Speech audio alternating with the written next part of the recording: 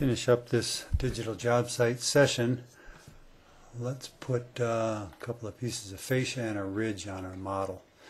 We already created a fascia component, so it's simply a matter of selecting this component with the move tool, pressing Control, and moving this to the rafter on the other side.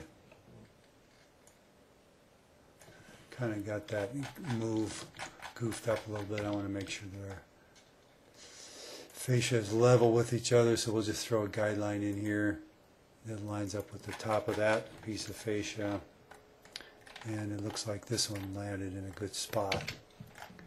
So we'll get rid of our guideline, don't need that. I'm going to enter the component edit mode for the fascia and drag it down to the length of our building. So now I can drag it in the direction I want to go, hold down Shift and go to the surface of the rafter where I want the fascia to stop. Just like that. Got a couple pieces of fascia. And we're going to draw a ridge to finish this up. Draw a line here, horizontal.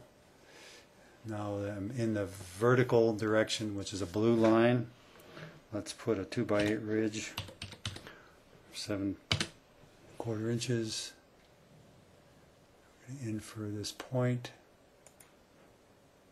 Now we have a rectangle. We can create a component called a ridge.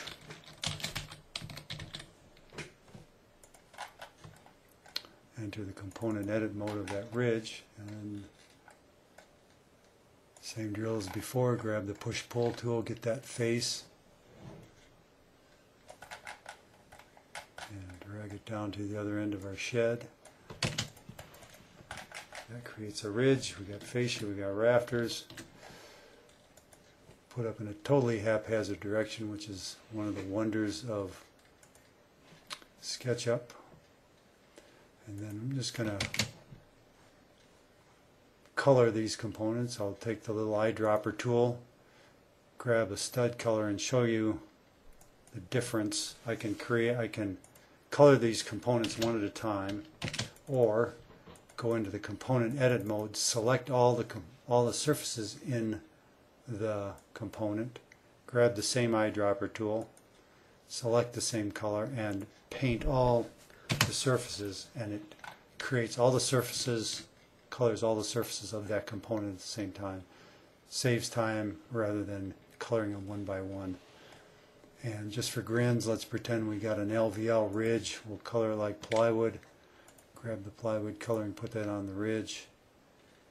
And what the heck, LVL fascia while we're at it.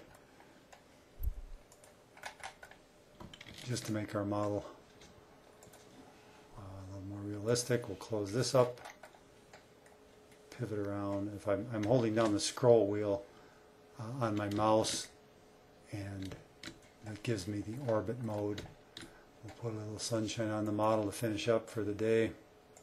Get those shadows to turn on, and give a little idea of what our framing looks like in the real world. And there you have it, the rafter you're after on the shed project.